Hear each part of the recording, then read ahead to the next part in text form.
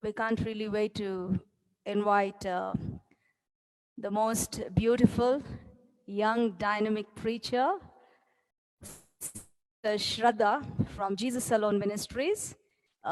She's an evangelist from India. At a very young age of 7, she was touched by the presence of the Lord, and she saw God come down to her, sit with her, and talk to her. And it's so surprising to know that at a very young age, at the age of 10, she understood her purpose. She understood that she was called for the ministry, and she is ministering since the year 2011, and she came into full-time ministry in 2019. Initially, it was started as Shraddha World Evangelism, but God has touched her with a wonderful passion in preaching the gospel, so which always highlights that Jesus alone. So the ministry now is changed as Jesus Alone Ministries, and she says that her aim is to submit every unsaved soul into the hands of God by helping them taste the love of God. Hallelujah. And she says she can't wait to preach the life changing gospel to the entire world, to every corner, to make them understand how God loves them. What a beautiful aim. And I always believe that people, when they're walking in the purpose of God, they will definitely meet success. And she's a very successful minister in India, and she also teaches in the television as well. So we're so glad to be introducing Sister Shraddha, and we're so glad she's here this evening to join with us to tell us about her success story and about Jesus Alone Ministries and about the grace of God. So request Sister Shraddha from Jesus Alone Ministries to preach the word of God. Thank you so much, sister, for introducing me. And to everybody who's present here, I hope you can hear my voice. You can let me know in the messages there. We can hear you. Okay. To everybody present, thank you for joining us. Thank you to Sister Swarna for thinking of me and Sister Swapna for giving me such a wonderful introduction.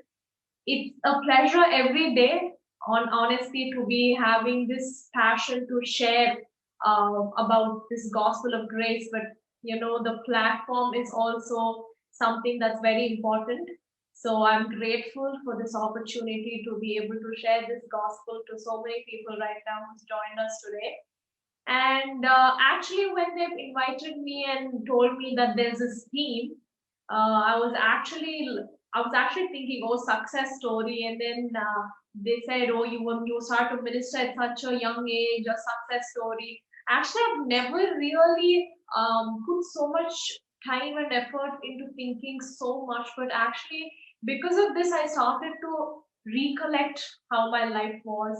I mean, I do have my moments where I think about it a little, but now I went into the depths of it because I know that whatever little I am today, let it be the budding stage that I'm in, or maybe for the gospel that God lets out through me to everybody. I think it's just that God's presence was with me. I think that's the only thing that kept me moving because nobody can minister until they go through personal trials and tribulations because that's what molds them into the person that they are.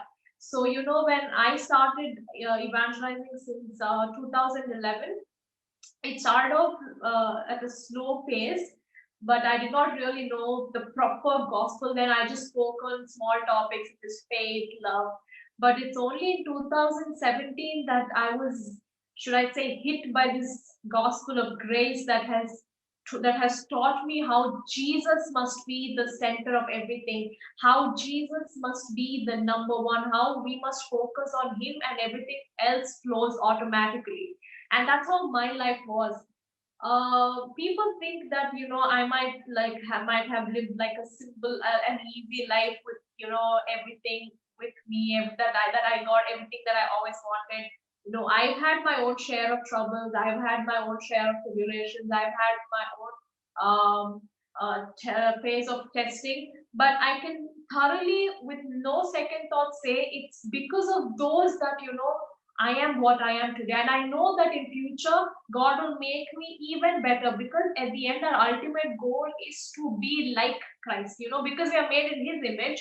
We must get to see the manifestation of it in our lives here as well. So I think that, you know, slowly in all these, everybody goes through tough times. I'm sure everybody watching me are also going through tough times. So just don't give up in these tough times, because God is molding you, your character. He's bringing out the purpose that He has for you. Because see, one thing is for sure, that you are not here just, you know, just like a person, a normal human who's born. You are here because God has a purpose for you, and you are literally called the light of the world. And what God calls the light of the world cannot be put under a den, or cannot be put under. It's meant to shine. It's meant to be put on the mountain, right? So today, all of us are destined to shine, to be put on the mountain. So in these tough times, let your bond with Christ grow. You know, even as I was studying about Joseph again, I do know the story, but as I was meditating on it, said the Lord was with him, and that's why he was successful. And it's important to know that everybody, even in the Bible, see, now we don't get to interact with a lot of people, right? But when we do read the stories of people in the Bible, we see that they were successful because God was with them. Because they knew what was with them, they were also able to cooperate with it, with that, you know. See, God cannot forcefully enter into your life. God cannot forcefully do something in your life. God wants your cooperation. It's not that you must work hard, you must be able to live holy, live righteously. We can never do that. Our hands, our efforts can never get us close to God, because if it could happen, law was given, there was no need for Jesus to come, right? Because our efforts couldn't make us righteous, because our efforts couldn't make us holy, because it is His grace, God Himself with us, you know, Emmanuel, Matthew says, right? And you shall call him Emmanuel, God with us. It's only when we understand that it's not us but God with us that makes us reach our destiny, our destination, or have our purpose fulfilled. That's when you will be able to live a life of rest. Because see, in Hebrews 4, God says that if there's anything that the writer of Hebrews says that if there's anything that we must do, if there is anything that we must labor for, it is to labor for rest. God wants us to work for rest. See, even in the tabernacle, outside everything was busy. I mean, the priest was preparing for sacrificing the animal. But if you see in the most holy place, it was calm, right? Even though outside we are working, God wants us to be calm on the inside. He wants us to rest. The only way God can intervene in our lives is to let go and let God. See, I've read this one story that said once a person was just trying to understand how do I let God intervene in my life? How do I let God take over my life? And then there's this one thing that said that he saw this one poster suddenly that said, let go. You know, only when you let go, when you just surrender everything into the hands of God, can you see the move of God in your life, because God is ever ready. Everything that is actually required for you has been finished when the foundation of the world were laid, and that's what Hebrews 4 says. Even in Joseph's story, let us understand that he was successful because the Lord was with him. We know that basic sentence, okay, the Lord was with him, that's why he was successful. We have our own set of questions, right? See, Joseph was a righteous man, and even Noah was a righteous man. That's why the Lord was with him. Even Daniel was a righteous man. They never sinned. That's why the Lord is with them.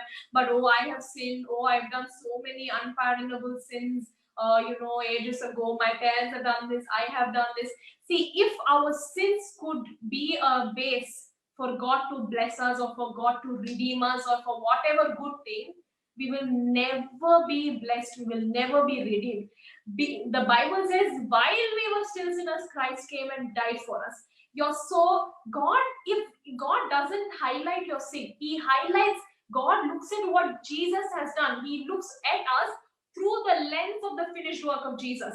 So in the eyes of God, you are beautiful. In the eyes of God, you are perfect. And once you have accepted Jesus as your Savior, He is with you. And nothing can separate you from the love of Christ, right? The Bible also says that nothing can separate you from the love of the Christ, love of God. So no matter what you're going through, no matter what you've done in the past, no matter what you want to experience in your life ahead, just know that it's only God by your side. That's the only strategy I would say, because I've experienced that. Since I've already said in the beginning that I've had my own set of trials, it is God's presence that I felt the most in those times, that was patting me and saying, I got this, I got this. It was like God, it was like He was telling me literally, why are you worrying? I am with you. If you believe it or not, I've had, the revelations that God started to give me. It was after I went through one of the most horrible situations that literally shattered me. After that, the outcome was God started to give me revelations. And after I've had another low phase of my life with another kind of, sadness and sorrow, God opened television ministry. Out of everything, God has been increasing me only. To the world, it may look like, oh, she has everything sorted, so she's just doing it. But I know what I went through, and I know what God brought out of it. I am a living testimony that God brings beauty out of ashes. When Jesus hung on the cross, people thought it was over. People thought his story was over. Little did they know he was going to rise up again on the third day, declaring to us that we have been justified, and later ascending. Who would have thought that now, yes, the name of Jesus will be declared as the name above every name. Now to that name, every knee shall bow. Who would have thought? Who could have thought, honestly? See, what our lives may seem right now is not the end. When even Joseph, we understand that in 50th chapter, he says, you meant it for evil, but God meant it for good, my good. So let people do what they're doing to you. Let people think what they're thinking. No plan of the enemy, no weapon formed against you shall prosper. That is the promise of God for us. Everything that's in the Bible applies to us. You have every right to claim it, because He's already paid the price for it. Right? If we have to focus on the story of Joseph, let's read a little just so I can brush up on the basics. Genesis chapter 39 verse 2 says, the Lord was with Joseph, and he was a prosperous man, and he was in the house of his master, the Egyptian. But if you see the first verse, it says, when the brothers of Joseph sold him to the Ishmaelites as a slave, it's not like, oh, Joseph was well dressed. It was not like Joseph was perfect and he was all beautiful, well dressed, that Potiphar had to choose him. In those times, when someone was sold as a slave, they were put as a display, like the number of slaves that they were put as a display, and the master could come and choose. So there, everybody would be naked. It's not like they're all well dressed, but they had no clothes on. But here it says, if you see verse 4, it says his master saw that the Lord was with him, and the Lord made all that he did to prosper in his hand. So if you observe, don't think that it's like Potiphar saw with his spiritual eyes. He was not saved. I mean, he didn't know God. He was a Gentile. So if you properly analyze the situation, it's like he literally saw with his eyes that there was something different about him. He was not spiritual because he was not a believer. Then we can understand how the favor of God outshines who we are as a person outside, outshines everybody. Because the favor of God is what exalts us. It's the favor of God, not favoritism. Again, there's a difference. There's a difference between God's favor and favoritism. If you properly analyze, you can also understand that we work to impress people. We work to we sugarcoat things to get people's impression, to help us get our job, or to help us get this, to help us get that. But when you understand that you don't have to compromise on your morals or your ethics, but when you let everything go into the hands of God, it's His favor. His favor will get you the job that you want. His favor will get you the blessing that you need. His favor will heal you. And His favor is always around us in this New Testament, in this new covenant of grace. You can be sure that God doesn't let you go. You're always under favor. But when you believe, you will see its manifestation. Like I said, God is a gentleman. He doesn't forcefully do it. He wants you to know what you are in Christ. Only when you know what you are in Christ can you actually get it out and experience it. You know, let's continue reading this. It says, Joseph found grace in his sight, and he served him, and he made him overseer of his house and all that he had put into his hand. From just understanding that, okay, Joseph was a man who was favored, slowly his position became to the overseer of everything. Except what Potiphar was eating, everything was under Joseph's control. Everything was under his hand. Everything went according to him. Because when you're under the favor of God, everybody can see that there is something different about you. There's something different about you. And even you must understand that for us to go to or to be exalted or to go to any position, you must know that it is not by men but God. And that's what you must let that thing exalt you, that it is God. You know, let's keep reading it. Verse 5. It says, it came to pass from the time that he had made him overseer in his house and over all that he had, that the Lord blessed the Egyptian's house for Joseph's sake, and blessing of the Lord was upon all that he had in the house and in the field. So if you see the story, it says God blessed the Egyptian's house for Joseph's sake. This is actually a picture of Jesus as well. You know, God blessed us for Jesus' sake. Because of what Jesus has come and done for us on the cross. See, we see the similarities. Joseph was sold for 20 pieces of silver. Jesus was sold for 30 pieces. So let us understand that there is some similarity. Jesus is unveiled in every story. Let it be even in the Old Testament. Here, let us understand that, see, Jesus, for Jesus' sake, God blessed us.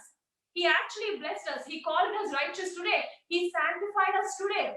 Is it because of our sake? Did we do any good to God? No. It is because of Jesus' sake that God blessed us. It is because of Jesus' sake that God called us righteous. It is because of Jesus' sake that God has plans to make us successful in every area. You know, it is God's will that we rule and reign.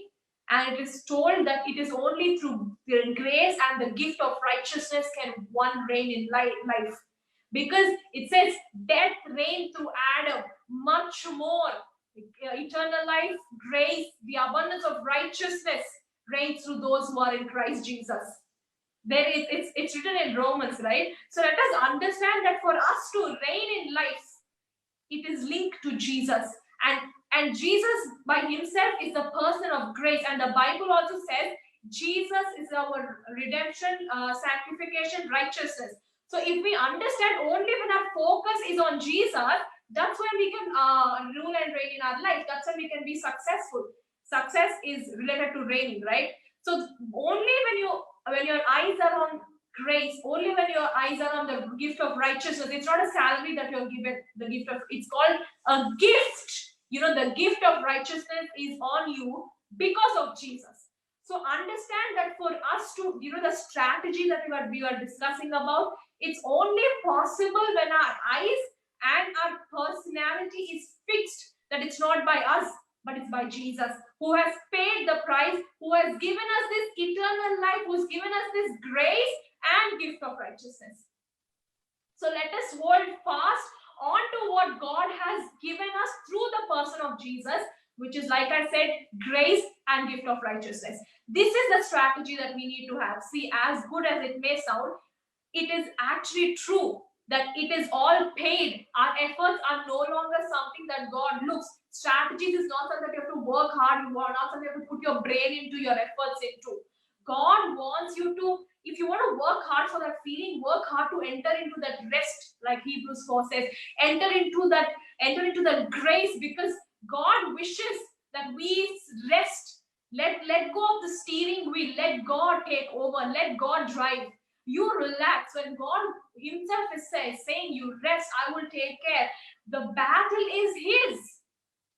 You know, it's not easy to be successful from who you are as a now and who you are destined to be. It's a battle in between. You think the enemy is just going to say, okay, just go to your destination, I'll let you go. It's a battle.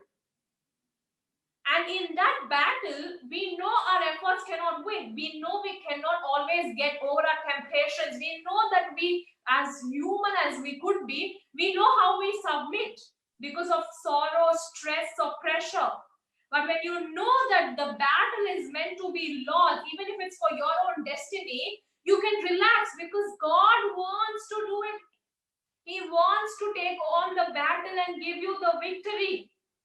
He wants you to be successful. And only when you know that God is with you, only when you know that you are not alone, only when you know that it's not by your efforts and that it's by His grace, surely His goodness and mercy shall follow you all the days of your life. When you know this promise applies to us because we are in Jesus, it's easy. Actually, if you see the word for follow in Greek, or Hebrew, it literally means chase.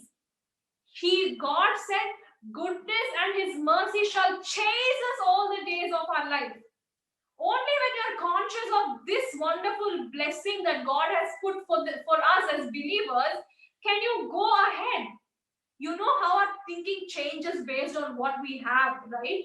So when God has all His riches for us, and when you read the Bible, you will know who you are in Christ. When you know who you are in Christ, it's easy. It's easy to rule. It's easy to go to that stage. Let us understand that this blessing of grace, this blessing of righteousness is ours today. And Joseph, let's continue on the story.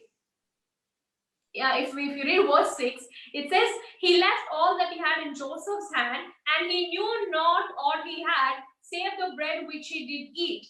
And Joseph was a goodly person and well favored. In other translations, it says Joseph was a handsome man.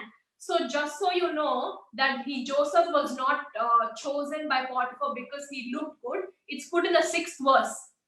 Because again, if this verse had it been on the second, had it been a second verse or third verse, you think, oh, Potiphar chose him because he looks good, because he was pleasing to the eyes. No, God wants us to understand that he was chosen to be bought by Potiphar because the favor was on him, not because he looked good or not because he was handsome or not because he seemed like, okay, pleasing to the eyes.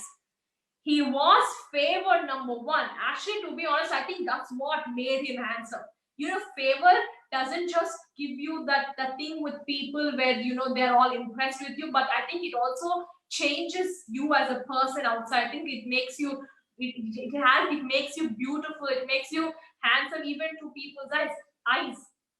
Let's go on with the story. If we go to verse 7, we know how the Potiphar's wife had her eyes on Joseph and she wanted him to lie with her, but he refused. It's you know, this is another thing that we need to learn. Here it says, and here in one of the verses, it says, day by day she kept pressurizing him, but he kept escaping. Whenever you have temptations, if you think, you know, I have my Jam fam join me, you know, there are a lot of young people that are here in the session. There's one thing that I want to tell you: we will have temptations, different temptations, especially in this kind of world that we are living in right now. It's so easy for these temptations to come like hitting you. But understand that when you are in such situation, do not stay there. Run away, like how Joseph did. It says day by day she kept pressurizing him, but he kept running away from her. That's what we have to do. We have to run away when there's a temptation. Don't be in that situation. If you have to cut people off your life, do it. But do not submit to the temptation when it's in your hands. Here, one day when she was literally forcing him, that even then he was running away, but she got hold of his cloth And that was one thing that she used against him. She went and told her husband that, Joseph was trying to misbehave with me. And Potiphar forgot everything, every good thing that he took over, but obviously because it's his wife, he listened to her and he put him in the prison where the king's prisoners were put. Usually he can put in other prisons, but he put with king's prisoners. So this is again another shift in the story. You see, again when God put him, when he was put in the prison, it was not like God left him and that's why he was put in the prison. Today when our situation goes from medium worse to an extreme worse, it's not like we are in that situation because God left us. God never left us. In that situation, you're blinded by the stress, sorrow, tension that you're not understand. There's some little thing that God did in it that is going to turn everything in your favor. We don't see it because we are blinded by our stress and sorrow and anger and frustration. But here, if you see, if you actually meditate on the story, you will know that he was put with the king's prisoners. He was not put with the normal other prisoners. He was put with the king prisoners, because then later in the story we see how Joseph interpreted the dreams of the baker and the cupbearer, right? So let us understand that in everything, even if our situation seems to be getting worse, there is some point that God has hid there to change our life forever. See, Joseph, when he dreamt in the beginning, he only saw what the dream was. He did not see the process. Today, we have our promises. We have our own set of promises. We do not see the process first. But slowly, without your knowledge, whether you know it or not, God is slowly pushing you to your destiny. God is more interested, like I always say in most of my sermons, that He is interested in developing your character, in molding your character, so that not only can you be in the image of Christ in the sight of God, but also to the world, that you can legit be in the image of Christ. That God wants you to radiate Christ. You know what I mean? Like radiate, not like, oh, you're a Christian. Oh, okay. People must know we are Christ's because just when they see us, Jesus must shine. God wants us to operate in the realm of the supernatural. He wants us to do miracles that Jesus has done and even greater. So, everything is a process. You don't see it. But if you know that if Joseph was not sold to the Ishmaelites, he wouldn't be bought by Potiphar. If he wouldn't be bought by Potiphar, he wouldn't be thrown in the prison later. Because of his wives. If he wouldn't be thrown in the prison, how would he interpret the dreams of the butler and the baker? If he did not interpret those dreams, how would they in future tell Pharaoh that, oh, there's this guy who interprets dreams and he just said it exactly and that's what had happened? If that did not happen, how would he be made the prime minister? How would he be given everything under his authority? How? Everything in our life, you do not know the end yet, because we know the story of Joseph. We see, oh, he's become successful. It's easy to know that as a story, but when you meditate on it, God will show you that your life is no less. Now we are under grace. Now we have Jesus. We must be more sure. We must be more certain that we will be blessed.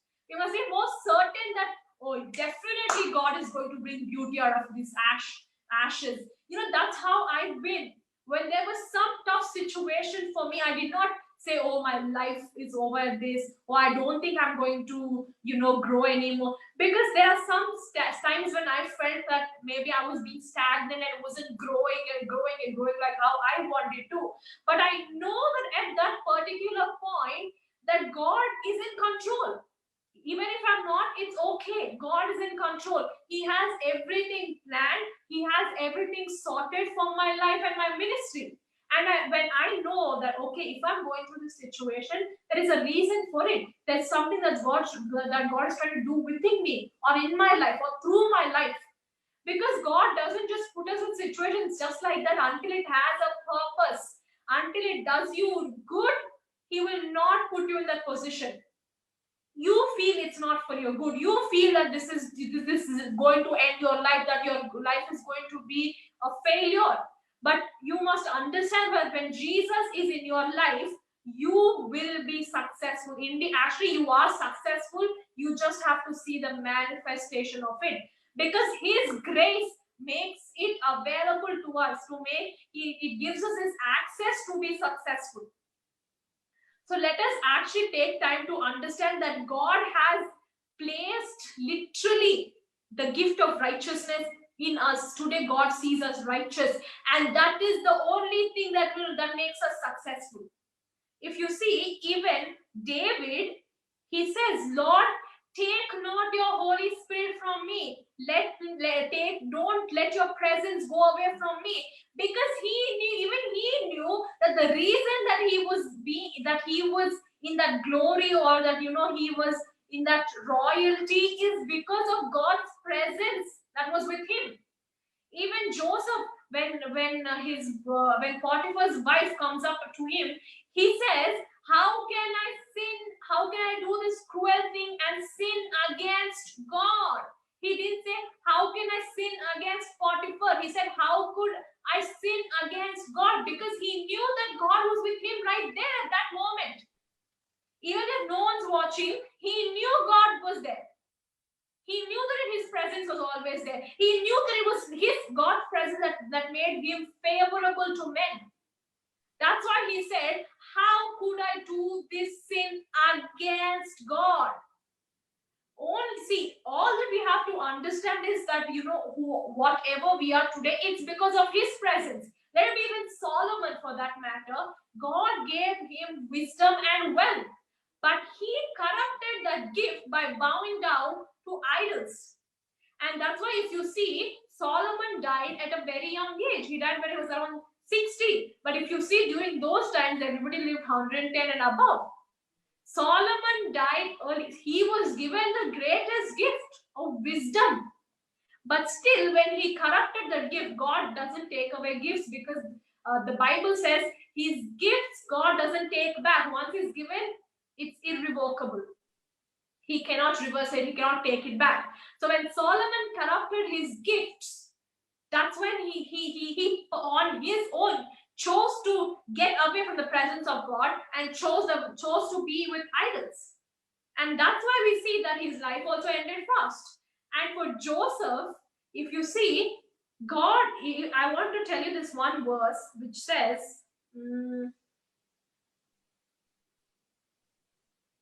I think it says in Psalms, Psalms 90th chapter, 17th verse.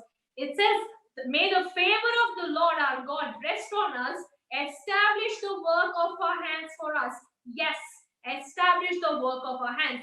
So here it clearly says, it is His favor that establishes what you do. It is His favor that makes what you do successful. And let us remember that in Christ we are always favored. Let us remember that you're deeply loved by Jesus. And because when you know that, yes, I am favored, make this a habit in the morning. Every morning I declare, I am the righteousness of God.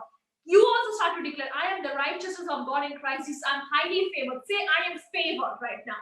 I am favored. When you know you are favored, it makes easy for the presence of God to flow into the works of your hands and make you prosper.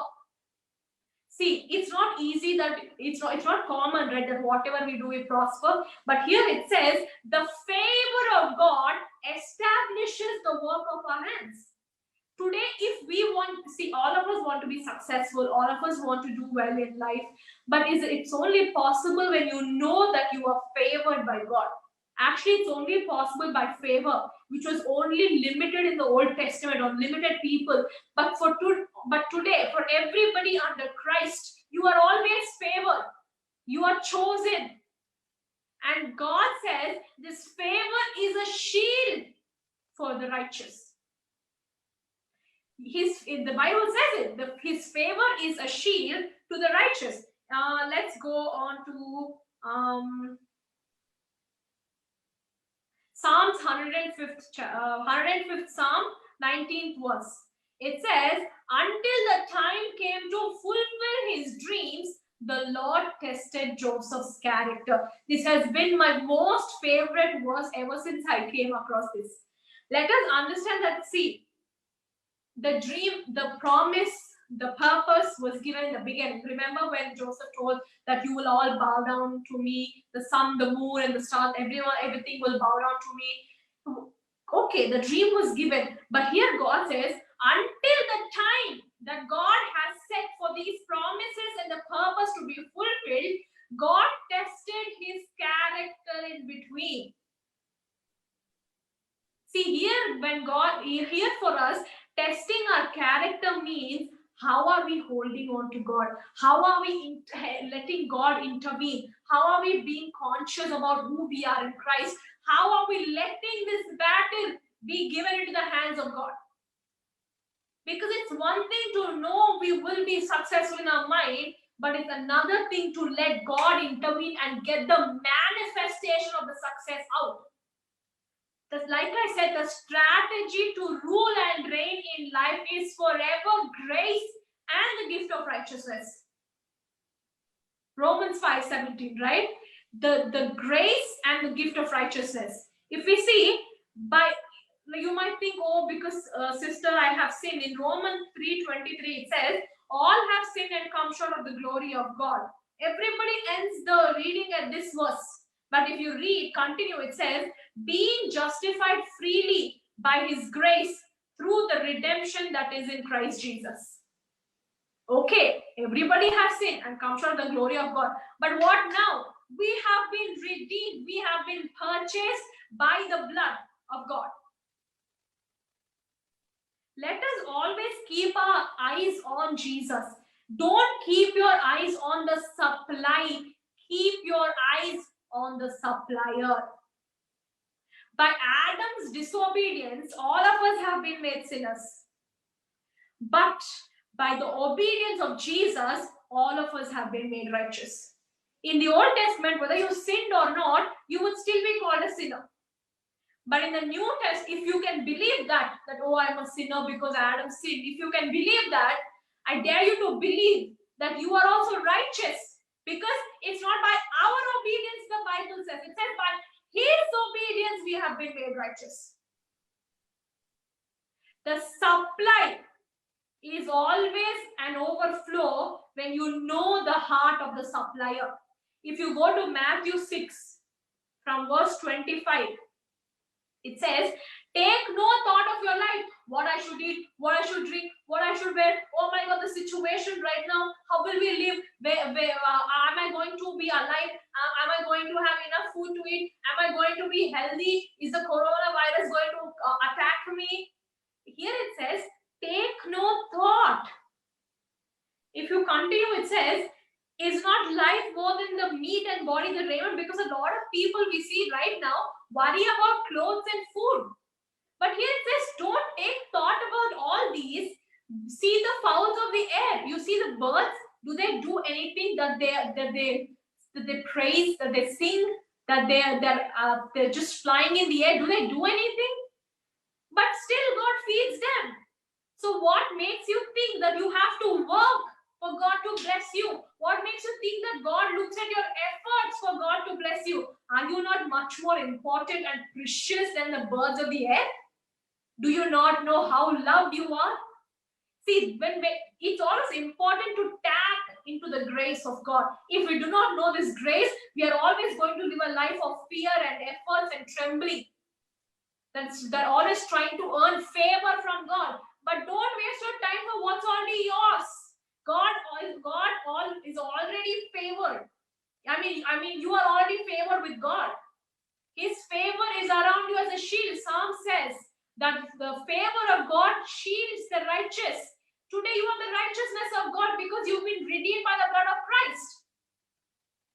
So you have that favor around you always. When you know this beauty, that's when you can tap into it. That's why you always must learn, read, and meditate on the word to teach you these oracles. If we go on, it says, which of you by taking thought can add 1 cubit to his stature? See, we worry about everything, but what does the worry do? If worry can bring us an outcome, a good outcome, then we will keep worrying. No. But there's no possible outcome. is no good outcome.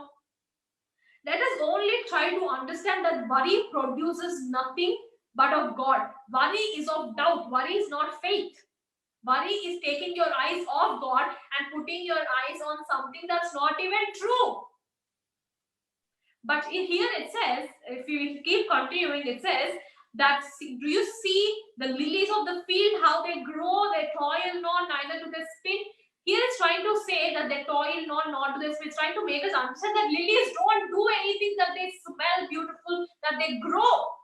They grow without them even contributing to anything for its growth.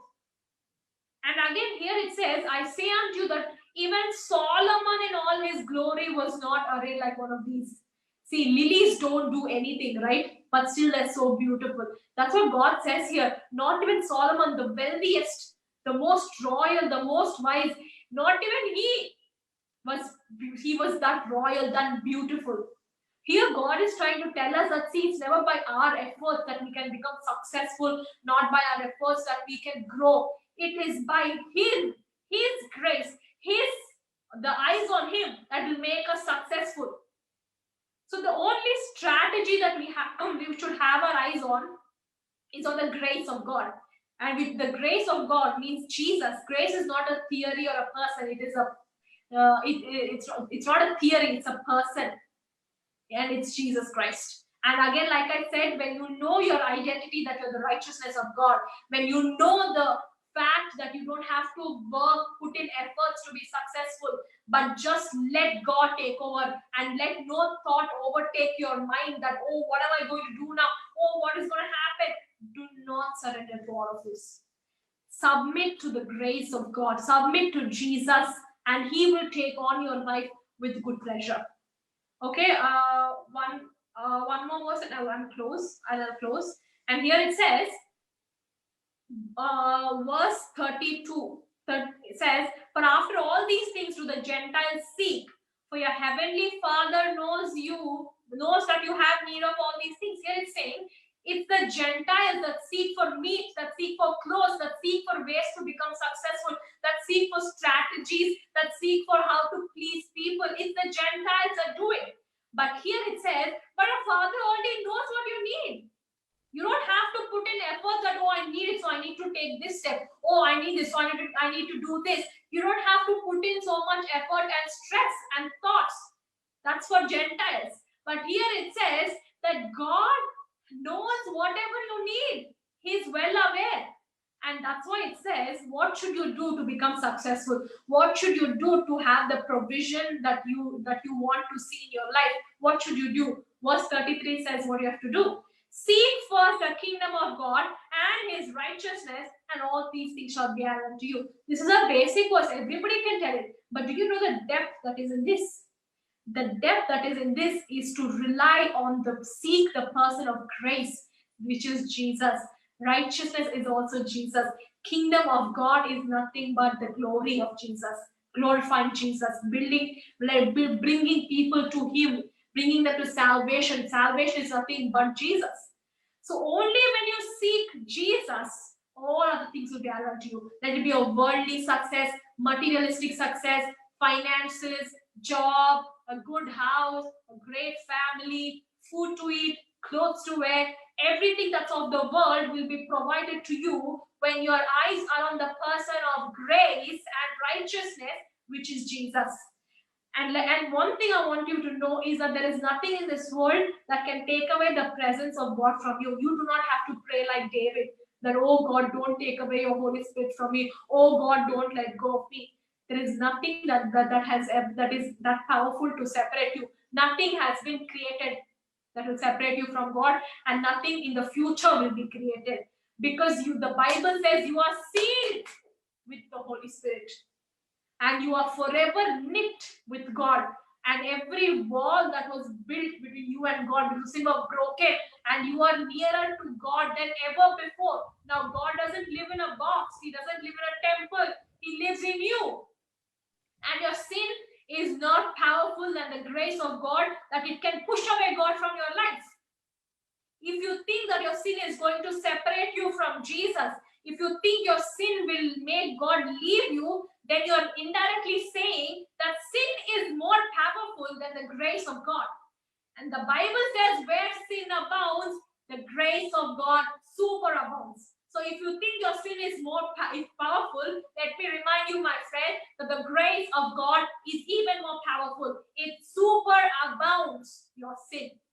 And it is this grace that outshines your sin. It is this grace that presses down the willingness to sin. And it is this grace, the goodness of God, that changes us, that transforms our lives. So grace is not a licentiousness to sin. It doesn't give you licentiousness. It's not a license, but it is a life transforming method to be established with who God is. See, God is love. But if you perceive him the other way, and if you think that you should work to impress God, if you think you should work to become successful, then we will never be successful. We will never obtain favor from God if you think it's based on works.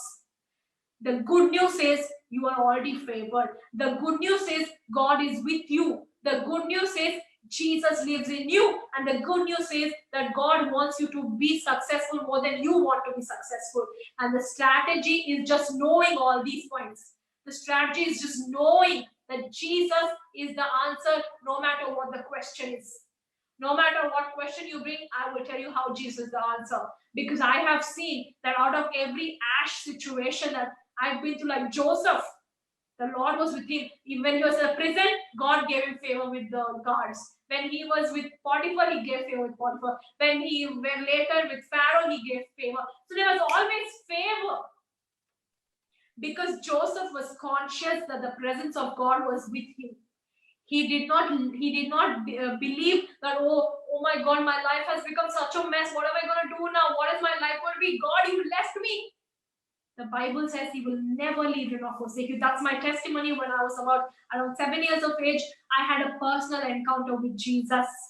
He came to me, with a personal encounter. He sat on a chair. He hugged me. He kissed me. He said, Shraddha, I will never leave you nor forsake you. I can tell you, I have had these many situations, hundreds of situations where I could have felt alone, but I did not, because I was conscious that no matter what people say, think, or even if people leave me, Jesus is with me. He promised me, and I can be sure that no matter what happens, he will not leave me. I'm just conscious of that, and I know that my success rate will only keep increasing. It will not decrease. It will only keep increasing. Even if right now I feel like he's not working, I know everything has been worked out. It's just a matter of time that God is building me up to be able to be established in that purpose that he has for me. So today, my friends, even if you feel like he's not working, let me remind you that he has finished everything when the foundation of the world was laid.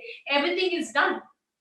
Even when you don't see God moving, you must believe he's moving, because don't trust God's hands, trust his heart, because his heart always wishes and does the best for you.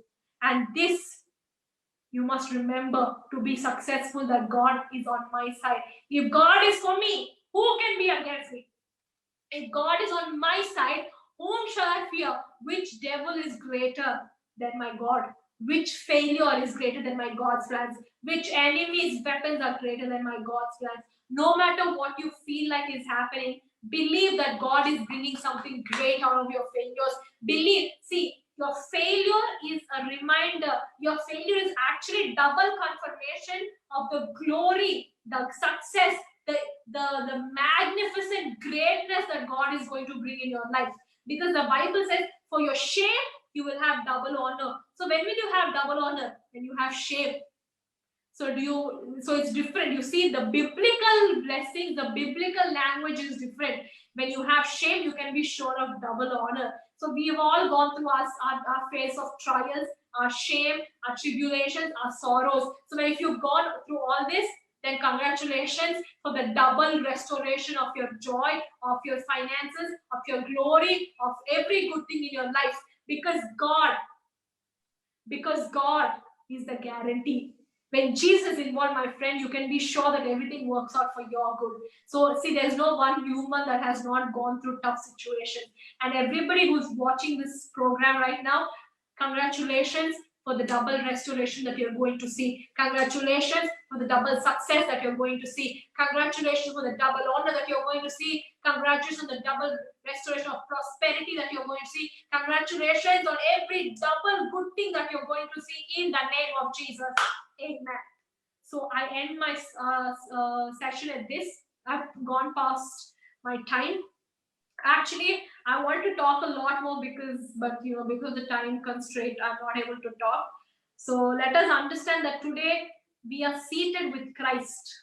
We are seated with Christ in heavenlies, and God doesn't see you like any other ordinary human being, but in the sight of God, you are equal as Jesus, same to same as Jesus.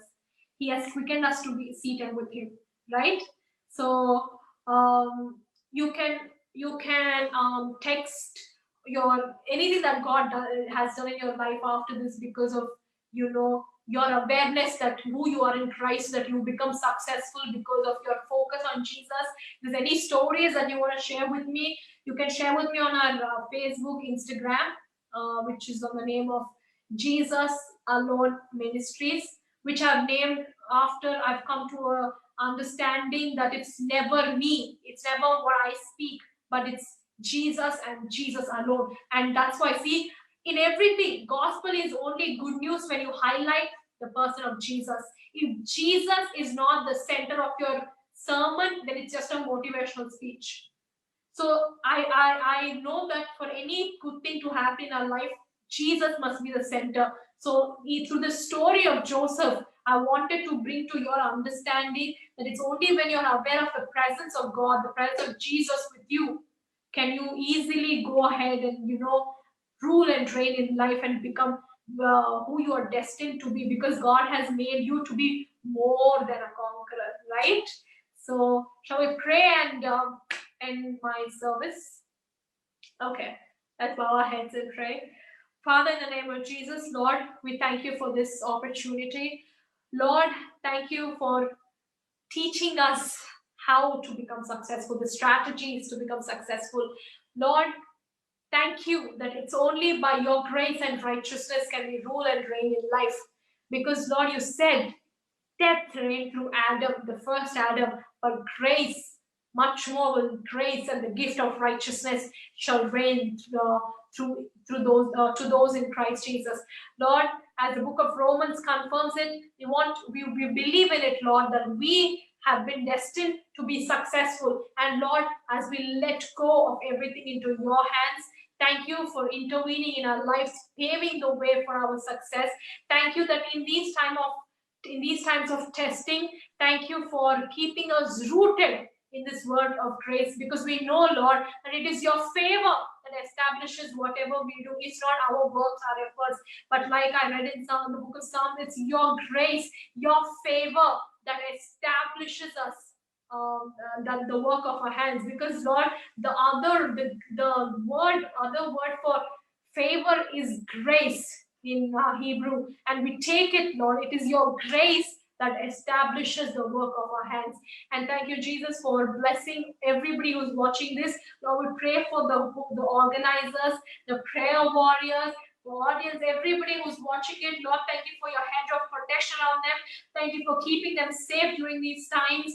Thank you for blessing them. Thank you that as they focus on the supplier, as they focus on you, let the supply flow evermore. Let them see abundance. Let them see your glory shine forth in their lives. And thank you, Lord, for the great plans and purpose that you have for our lives. We cannot wait for you to unfold them.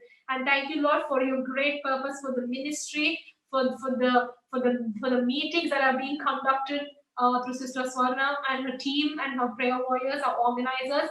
Thank you for keeping them, their families safe, for providing every need of theirs. They will always testify of your goodness, of your provision. We thank you, we bless you forever and ever in Jesus' name. Amen.